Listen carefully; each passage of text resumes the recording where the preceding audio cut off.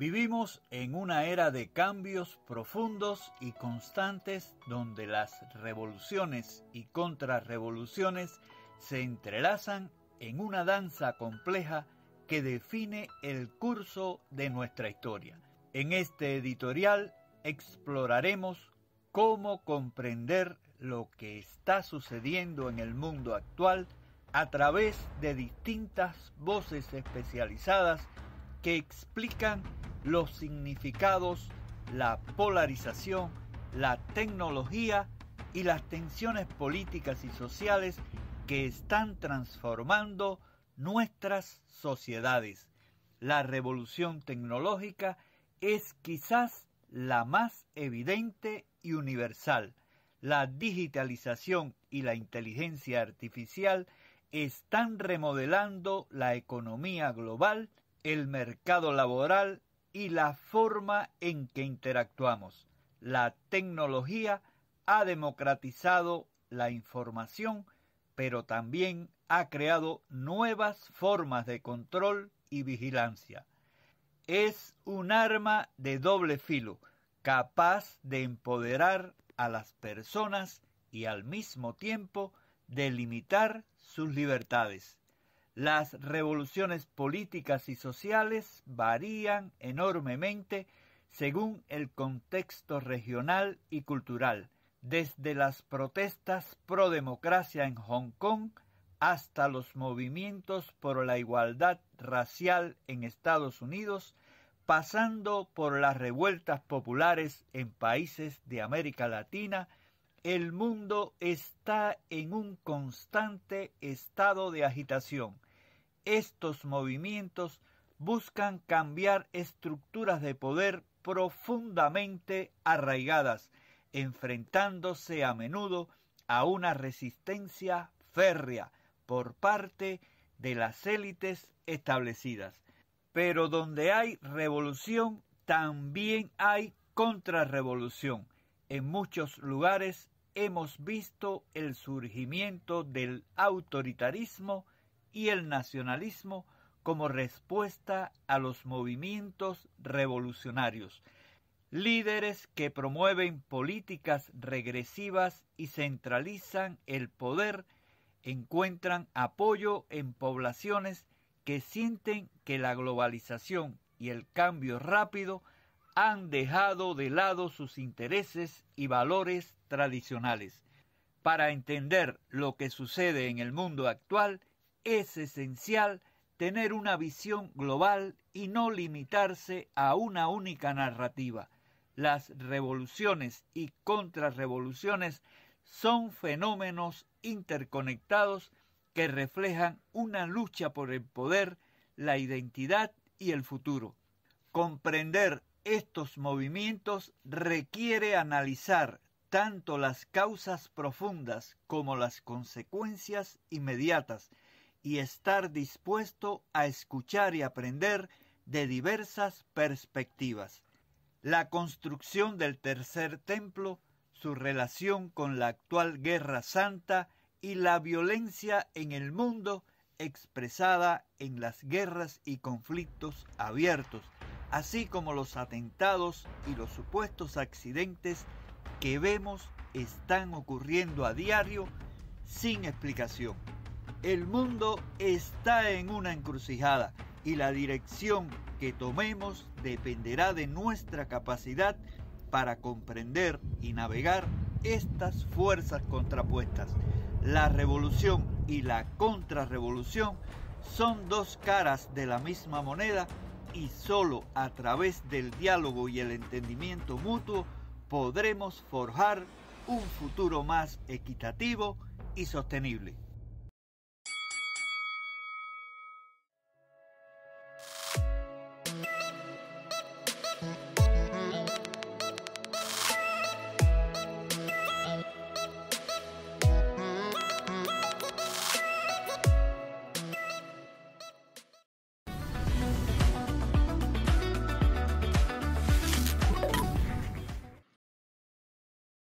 Se ha dicho más de una vez que Trump es representante de ciertos movimientos religiosos, que considera al pueblo judío como el pueblo elegido de Dios. Sabemos que es así, estamos viendo su dinámica y sus jugadas. Hemos hablado también de esto, que Donald Trump no es presidente tanto de Estados Unidos, porque Estados Unidos es un país dividido entre liberales, banqueros, financistas por un lado y el grupo alternativo que es MAGA. Trump es la cara de otro proyecto. Como expliqué en mi libro, La trastienda de Trump, o sea, sobre todo el primer mandato de Trump, detrás de Trump tú tienes el Vaticano.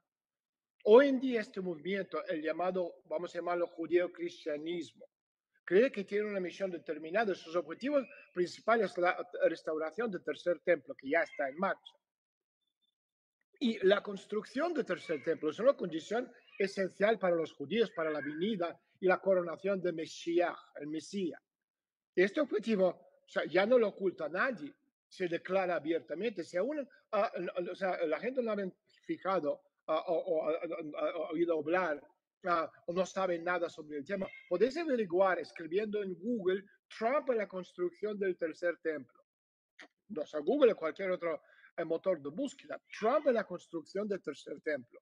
Y por otro lado está Israel, que está librando su propia guerra religiosa y utilizando métodos completamente bárbaros para destruir a la población de Palestina.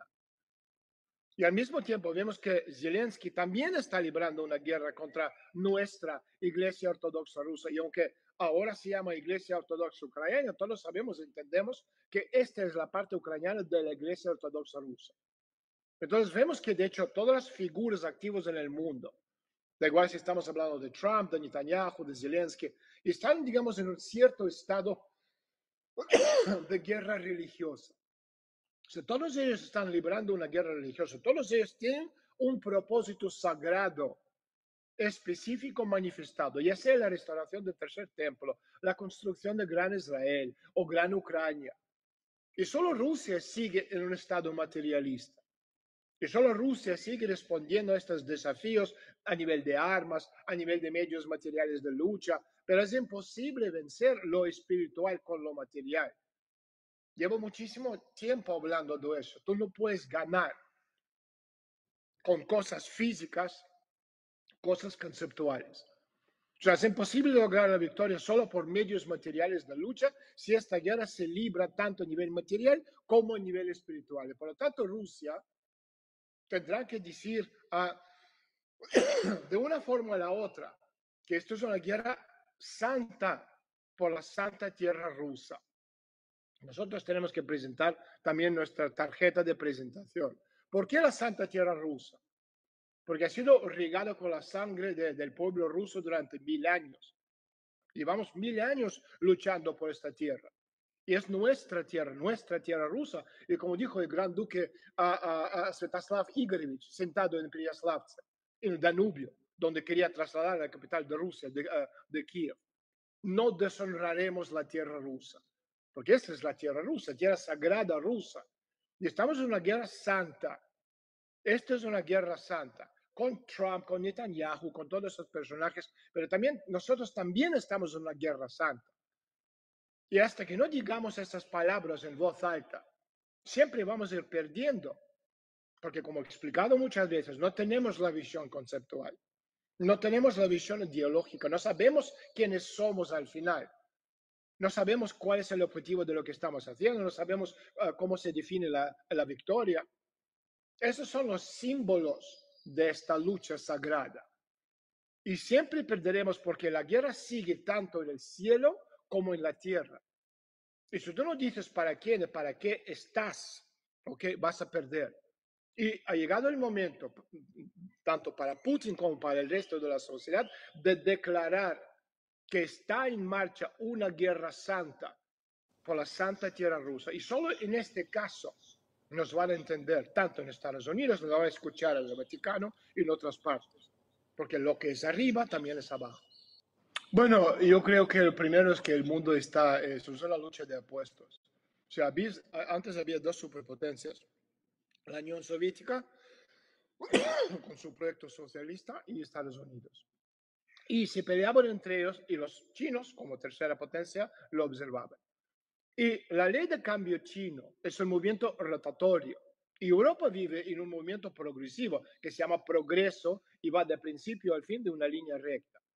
Son dos modelos, dos filosofías absolutamente distintas. Y en la ley de cambio no hay principio ni fin, porque es movimiento rotatorio, va así en el círculo.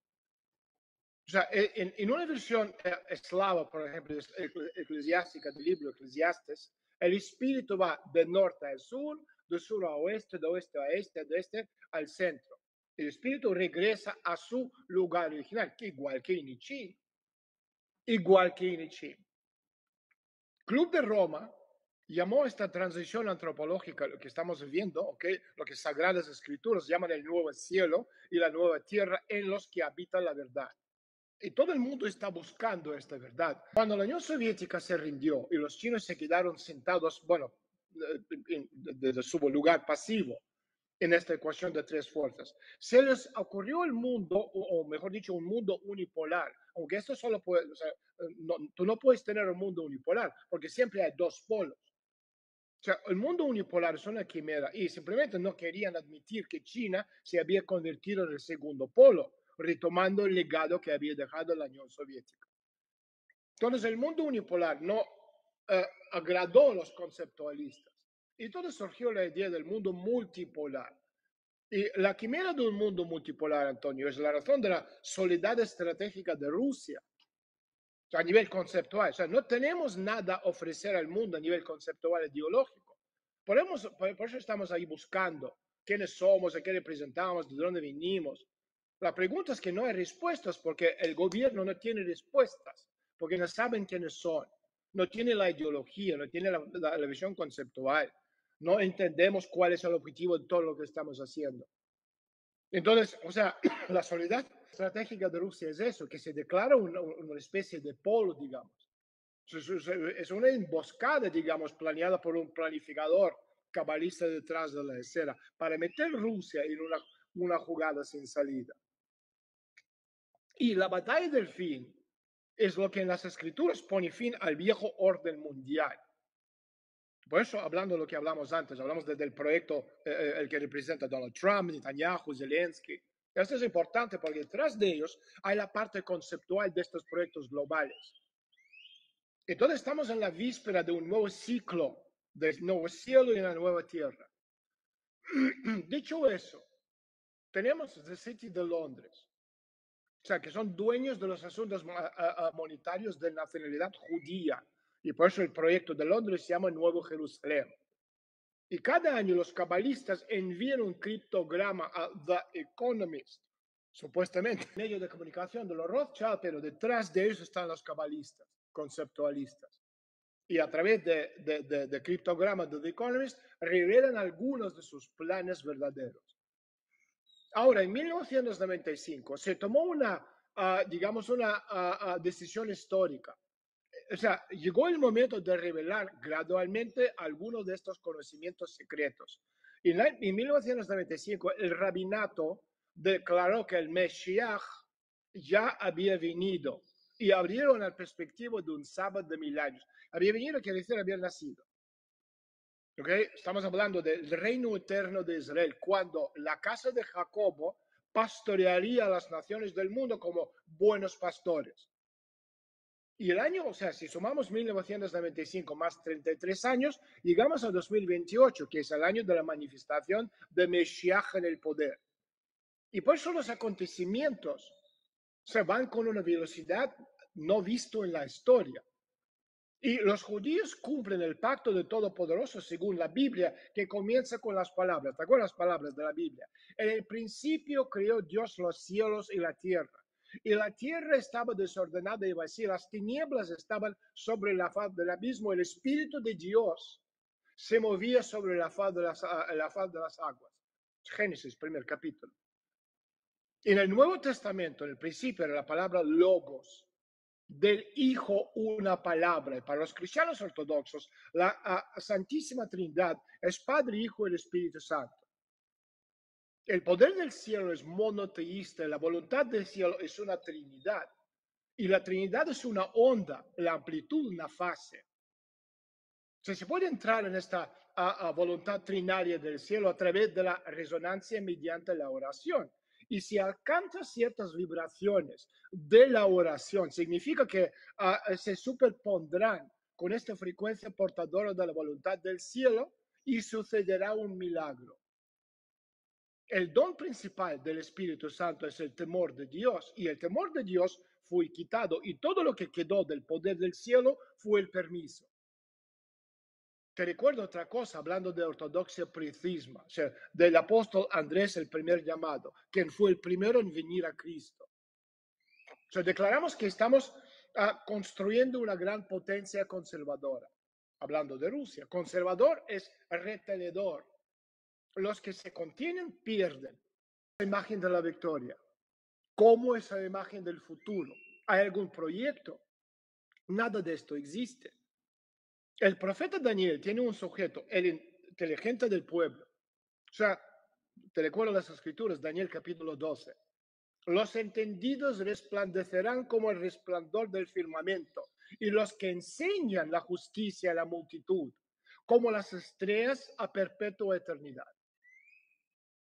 O sea, no hay fuerzas políticas, Antonio, que teniendo una imagen del futuro, la tecnología para capturar este futuro, pueden capturar ese futuro. Por lo tanto, se producirán cambios por circunstancias de fuerza mayor, por la voluntad del cielo, que los políticos que miran todo a nivel lineal de progreso de punto A a punto B, no lo entienden. La Tercera Guerra Mundial ya está en marcha. Esto tiene que estar obvio a todos y finalizará este año, el año 2025, con el nuevo orden monetario. Este es el surgimiento de ¿qué? Del nuevo dinero. O sea, el antiguo dinero es oro, dinero joven, petrodólar, y dinero nuevo, monedas digitales, stablecoin. O sea, todo está absolutamente pensado, absolutamente pensado. O sea, los pueblos del mundo pueden dormir tranquilos. ¿En qué sentido? En el sentido que si miras la última criptograma de The Economist, revela el plan del futuro en el año 2025 y no contiene ni una sola imagen que sugeriría de alguna forma una catástrofe nuclear. Mirad la portada de The Economist. ¿Qué más dice la portada? Saturno devora lo que ha engendrado y abre algo nuevo. Y según el planificador, primero habrá un nuevo mundo monetario, después un nuevo orden mundial, después un nuevo cielo y una nueva tierra. Esto, ¿cómo se llama? Transición antropológica. Necesitamos cambiar el juego. Es necesario, o sea, plantearse la tarea de arrebatarle el futuro a aquel que lo frena. Pero todo esto es a nivel conceptual. Y como los políticos, la gente, los medios de comunicación entienden todo desde una óptica absolutamente lineal. Esto pasa hoy, esto pasa mañana. Y si tú miras los acontecimientos históricos de una forma lineal y no rotatoria, tú no puedes entender lo que está pasando. Ni los últimos 2 semanas, ni los últimos 2 años, ni los próximos 3. Porque el mundo funciona de otra forma. Y los que mandan en el mundo, hablando de los cabalistas planificadores de los acontecimientos del mundo. Y yo sé que estamos hablando de teorías de conspiración, de unas locuras que están ahí con tierra plana, etcétera, etcétera. Pero, o sea, si tú te metes un poco en el mundo esotérico de las sociedades secretas, ellos miran los acontecimientos absolutamente desde esta óptica y no desde la óptica de progreso lineal. Por eso, mirando lo que está pasando día a día, al subir un poquito a nivel más elevado, digamos, desde una óptica más conceptual, cambia completamente la percepción de los acontecimientos. Entonces, si tú miras los acontecimientos, llegó el vicepresidente de Estados Unidos a Múnich y dicho toda esa gente es una banda de energúmenos. Y los europeos no están nada contentos porque quieren ser energúmenos y quieren ser dictadores. Entonces, en ese sentido, siempre es la lucha de los opuestos. O sea, bueno o malo, dividir, dividir, dividir, que es siempre el trabajo del diablo. Pero si tú olvidas de dividir en dos y metes el tercer elemento, tú tienes el cielo, tú tienes la tierra, tú tienes el hombre en medio. Y empiezas a mirar los acontecimientos no desde la óptica lineal, o como estaba explicado yo tanto en un webinar que hicimos sobre los sacerdotes egipcios, o otro que hicimos un webinar de 4 horas hablando de masonería, las sociedades secretas, hablando de imagen. Tú puedes tener una imagen caleidoscópico, ¿sabes? Donde tú tienes trocitos y cada vez que vas cambiando la imagen nunca entiendes nada de lo que está pasando. Esto es el trabajo bien hecho por parte de la élite. Y por eso no entiendes nunca nada. Porque aunque tú puedes tener todas las piezas, al cambiar un poco la dinámica, cambia absolutamente la imagen. Tú tienes otra visión, puedes tener una visión pictorial donde todo está sobre un plan.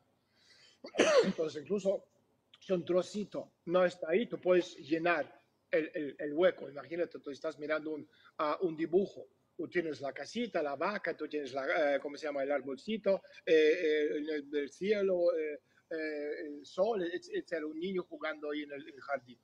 Entonces, si un trocito del sol o una pata de la vaca no está ahí porque se perdió, tú puedes llenar este hueco y nunca vas a perder, o sea, la imagen completa, pictorial. Pero la élite no quiere, la gente no quiere, los que mandan, que tú tengas una imagen pictorial. Lo que quieren es que tú tengas una imagen caleidoscópica, donde no se puede entender nunca nada. Porque al cambiar un poquito la perspectiva, cambia la imagen. Entonces, si salimos de esta dinámica, entramos en una dinámica distinta, es absolutamente distinto lo que estamos explicando. Entonces, estamos hablando de un lenguaje, no idioma, inglés o ruso o chino, lenguaje absolutamente distinto. Pero al entender este lenguaje, se hace todo muchísimo más fácil para entender los acontecimientos. O sea, hoy en día existen zonas de caza libre, digamos, en el mundo, como si fuera un safari en África. Y hay cazadores, principalmente ingleses, americanos, también a veces franceses, que desde sus oficinas, despachos de lujo en Nueva York, en Londres y París, organizan golpes de Estado en todo el mundo, derrocan gobiernos y para ello recibirán muchísimo dinero de los oligarcas financieros, industriales, como consecuencia de estos golpes de Estado. ¿Cómo sucede eso? Es muy sencillo. O sea, los miembros de clubes de élite se sientan en París o Londres o Nueva York y deciden ganar dinero. Designan un territorio, buscan inversores para sobornar a los grupos de élite y apoyar a los grupos armados, nombran coordinadores del grupo, se lanzan el proceso. Lo que hemos visto tantas veces en misiones de color o el último proceso que hemos visto en Siria. O sea, ¿por qué están seguros de que están actuando dentro de sus derechos? Porque así lo dice la Biblia. En Génesis capítulo 9, engrandezca Dios a Jafet y habita en las tiendas de Shem y sea Can su siervo. Que en muchos países no cuesta nada llevar a cabo un golpe de Estado, porque la élite de estos países estaría absolutamente feliz de vender al líder del país del momento. Solo necesito un poco de dinero, o sea, $1,000 millones en efectivo, y tú te conviertes en el dueño de Kazajstán o Azerbaiyán, y varias decenas de millones para cada participante en el golpe. Y solo podrán transmitir dinero como herencia. En consecuencia, no podrá transmitir el nombre por herencia. No podrá transmitir la dignidad por herencia. No podrán transmitir la gloria por herencia. El honor no es transferible. La dignidad no es transferible. El dinero se está acabando en este mundo. Y cuando el dinero se acaba, la memoria de esta persona también termina. Y los líderes actuales, Antonio, de los países democráticos, habiendo escuchado suficiente de esta basura del siglo XX sobre la maravillosa democracia, el poder del pueblo, piensan que todo está bien para ellos, sin darse cuenta de que cada uno de ellos está en una situación crítica y que cada uno sufrirá el destino, si no el de Saddam Hussein o Muammar Gaddafi o Milosevic, en mejor de los casos, de Bashar al-Assad. Porque todo lo que se puede comprar con dinero se compra. Si una persona no tiene nada más que dinero, si sirve al Estado solo por dinero, entonces puede ser comprado.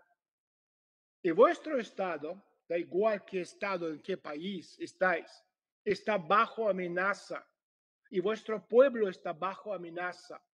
Y desgraciadamente la gente no entiende, o sea, no entendió, no entienden. Nadie les dijo que en la metrópoli solo puede haber un soberano que es el cielo. En la colonia puede haber un presidente que puede ser derrocado en cualquier momento o asesinado, lo que sea. Y ningún ejército te va a proteger, porque así es como funciona el mundo. O Si quitamos las gafas de color rosa y en ella, en este mundo, hay poder de Dios, porque no hay autoridad sino de Dios. Las que existen por Dios son constituidos. Romanos capítulo 13. Mi consejo, lee el Evangelio. Ahí está todo escrito muy bien claro. Entonces, mirando todo desde esta óptica, te das cuenta, ¿no? Que USA, National Endowment for Democracy, todos los think tanks, fundaciones americanas, es de aquí, es la clase compradora que no tiene nada que ver con el cielo ni con la inmortalidad. Y cosas hermosas están por suceder. Las noticias estarán llenas de acontecimientos maravillosos que castigarán a los tontos. Estamos llegando a este punto. Y aquellos que, o sea, en lugar de estudiar cómo funciona, por ejemplo, el mundo, todavía creen lo que señora Pepito, Mr. Smith del turno, te cuenta en el colegio o en libros de la historia, en los medios de comunicación, no entienden la óptica conceptual de los acontecimientos. Y esta es la gran diferencia entre lo que contamos nosotros, la forma de explicar a la gente, y la historia lineal que divide todo en dos. Al margen de Bruselas, de París, de Múnich, demuestra con extrema claridad que esta revolución conservadora de Trump da lugar naturalmente a una contrarrevolución liberal. O sea, tú tienes la revolución conservadora de Trump y ahora viene la contrarrevolución. Y por eso están reunidos mañana, si no me equivoco, en París, toda la tropa liberal europea para decidir qué hacer. Tú tienes, por un lado, Trump con su grupo y por otro lado tú tienes Partido Demócrata de Estados Unidos con Londres y con Europa, que en principio son grupos distintos y proyectos globales distintos, pero en este caso, la lucha es para definir, ¿ok? Porque al final, ¿qué es Trump? MAGA, Make America Great Again. Todo aquí en Estados Unidos a costa del mundo liberal, banquero, financista, satánico. Los liberales satánicos mundiales, para salvar su modelo de expansión infinita, necesitan destruir Estados Unidos, donde está toda la riqueza. Y la lucha es esta. Tú tienes la revolución conservadora de Trump y la contrarrevolución liberal que ya está en marcha. O sea, se dieron cuenta, tardaron un tiempo del shock, ¿no? De perder las elecciones y las primeras jugadas de Trump. Pero ahora mismo están ya buscando su líder. Entonces el Partido Demócrata de Estados Unidos, en alianza con Londres, porque el Partido Demócrata es el proyecto de Nuevo Babilón, satánico, liberal, banquero, financista. Londres es el proyecto Nuevo Jerusalén, es otro proyecto global, pero en este caso se juntaron fuerzas. En este caso, Londres ahora mismo es el, digamos, cuartel general de esta contrarrevolución de la burocracia europea, hablando de Bruselas, que ahora mismo la lucha, ¿quién va a controlar Bruselas? Está entre Londres por un lado y los Clintonoides por otro lado. Este es el segundo escalón, ocupado en esta reunir fuerzas para este inevitable choque. No, los globalistas de Estados Unidos aún no se han recuperado, repito, de este shock, de la pérdida, ¿okay? Las elecciones, de la llegada de Trump, de sus primeros actos, ¿no? Desmontaje de USA, de National Endowment for Democracy, etcétera, etcétera. Entonces, Trump muy pronto se enfrentará a esta resistencia activa de esta internacionalidad global. Y lo he comentado muchas veces, que tú vas a ver actos terroristas, tú vas a ver aviones cayendo del cielo, tú vas a ver bombas explotando en los metros de ciudades americanas, tú vas a ver los asesinos solitarios matando niños en los colegios, etcétera, etcétera. Todo esto forma parte de la misma forma que con la llegada de Putin para este último intento de desmontaje de Rusia postsoviética, tú tienes Kursk, tienes atentados contra en Beslan, donde mataron a 187 niños el 1 de septiembre, el primer día del colegio, por parte de los terroristas chechenos, etcétera, etcétera. Lo mismo vas a ver, no solo en Estados Unidos, sino a nivel mundial. Y al mismo tiempo, en la Unión Europea existe hoy una división entre los estratos globalistas y nacionalistas de esta élite política. O sea, los globalistas europeos se solidarizan con el Partido Demócrata de Estados Unidos y los antiglobalistas, con personajes como Ordán, por ejemplo, se solidarizan con los republicanos porque creen en el globalismo liberal de izquierda que está agotado. y que si lo impulsa por la fuerza, la situación puede salirse del control. De hecho, los conflictos creados por los globalistas no solo nos han llevado a Occidente a esta degradación, despoblación, declive económico, crisis política interna, lo que decía Vance en Múnich, sino también nos llevó a las puertas de la Tercera Guerra Mundial. Y al mismo tiempo, este establishment globalista liberal ha entrado en modo de autorreproducción, digamos, hasta tal punto que preferiría cometer un suicidio nuclear antes de aceptar pasar a la oposición y admitir sus errores del pasado. Esta lucha, o sea, intraespecífica, digamos, de los globalistas con sus antípodos, crea ventanas de oportunidad para Rusia, que solo puede aprovechar si elige el momento adecuado para tomar las decisiones principales. En este sentido, primero lo que hay que hacer es definir y decidir qué somos a nivel ideológico, a nivel conceptual. Y esto no es solo parte de esta negociación en marcha entre Trump y Putin, por un lado y por otro, sino la necesidad de definir el nuevo orden mundial por crisis. Sin embargo, o sea, el conflicto de estas fuerzas detrás de Trump y sus oponentes, o sea, no significa su antagonismo absoluto. Esto lo expliqué esta semana en el programa de Alex Jones. O sea, no todos están en contra de la globalización. Lo que están discutiendo es qué versión de esta globalización vamos a ver. Lo expliqué antes. Trump no es anti-globalización. Tú tienes ultraglobalistas como Schwab, que no necesitan ni Estado-nación, ni países, ni nada. Y después tú tienes a globalistas como Trump, que necesitan clase media, las estructuras como Fondo Monetario, Banco Mundial, para que lo controlen ellos. Pero ninguno de los dos es antiglobalismo, solo es cuestión de definir o sea, cómo entienden ellos el mundo del globalismo. O sea, Trump no rechaza el recurso de USAID, no rechaza el recurso de National Endowment for Democracy, porque después de la reforma que está en marcha, ¿okay? Y posiblemente van a llamarlo otra cosa, potencial de USAID, todo lo que han conseguido, todos los contactos, todo a nivel mundial, van a utilizarlo de nuevo, pero a su favor. USAID no desaparece, va a cambiar simplemente de perspectiva, porque después de haber resistido el ataque del Partido Demócrata, que lo abofeteó con demandas, con bloquear sus decisiones a nivel de empresas globalistas, Trump va a cambiar la funcionalidad tanto de USAID como de otras organizaciones, y la pondrán en la batalla de su lado. Además, vamos a ver una versión mucho más peligrosa de USAID.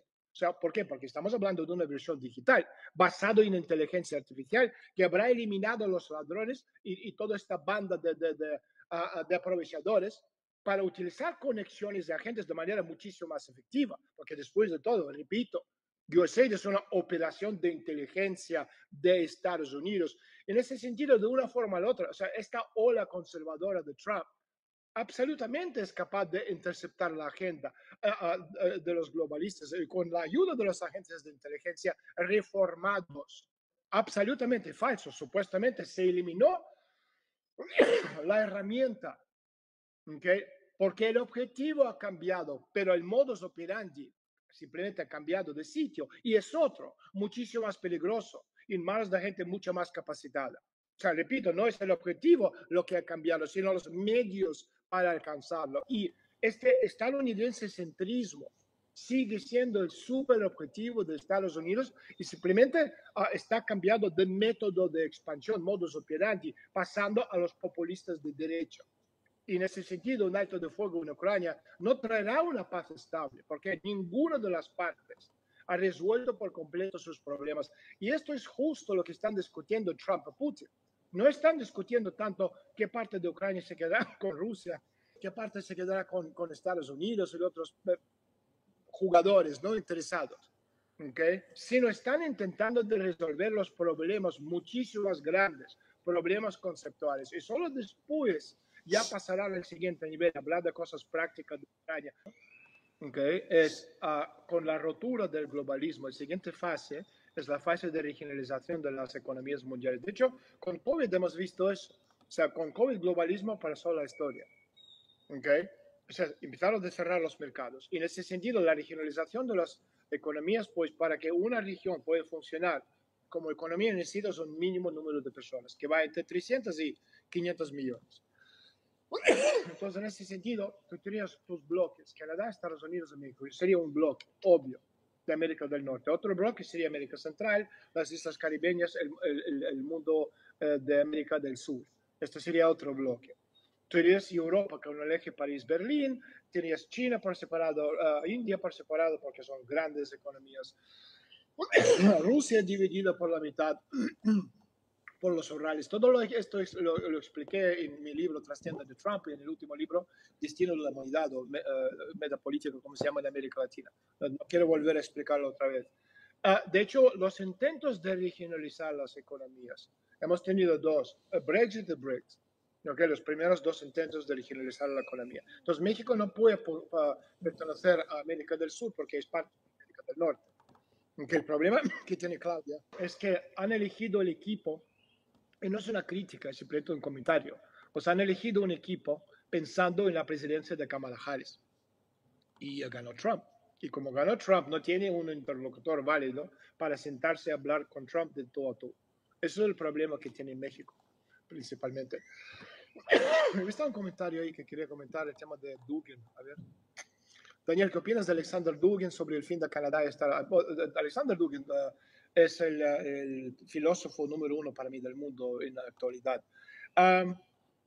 El fin de Canadá de la Unión Europea creo que está un poco exagerado, pero obviamente, tal y como bueno, lo que comentamos hoy, en esta última hora, ¿no? Hablando de cómo tanto la Unión Europea como Canadá podrían sobrevivir. Lo dudo mucho, por no decir es absolutamente imposible que Canadá se convierte en el Estado de Estados Unidos, porque Canadá no es un país soberano.